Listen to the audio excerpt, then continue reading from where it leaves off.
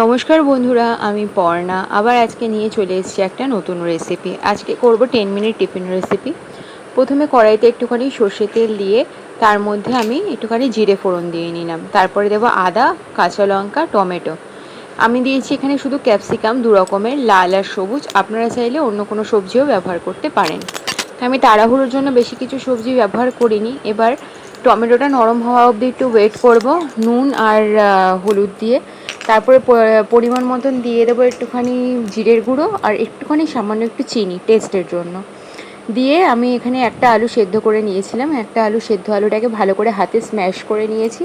নিয়ে আমি সেটাকে দিয়ে ভালোভাবে পুরটা আমি রেডি করে নিলাম। এবার ব্যাটারটা করব, যে ব্যাটারটার জন্য আমি নিয়েছিলাম 1 কাপ সুজি। যতটা সুজি ঠিক ততটাই জল নেবেন, এটা কিন্তু মেপে নেবেন। তারপরে তার মধ্যে দিয়ে দিয়েছি নুন, একটুখানি গোলমরিচের গুঁড়ো আর একটুখানি চাট মশলা। তারপরে সবজি আমি এখানে একটু ক্যাপসিকাম আর একটুখানি গাজর, লঙ্কা কুচি আর আদা কুচি দিয়ে ভালো করে ব্যাটারটা করে নিয়েছিলাম। এবার একটা ফ্রাইং প্যানের মধ্যে একটুখানি হালকা তেল ব্রাশ করে এখানে একটা একটা করে ডোসা টাইপের মতন একটা করে বানিয়ে নিয়ে এপিট ওপিট করে এরমভাবে ভেজে তুলে নিয়েছি। খুব তাড়াতাড়ি হয় আর খুব হেলদিও। আপনারা বাড়িতে একবার ট্রাই করে অবশ্যই দেখতে পারেন, যেরকম ইচ্ছে বানাতে পারেন। আবার আসবো একটা নিউ রেসিপি নিয়ে। আজকের মতন এইটুকুই, টাটা।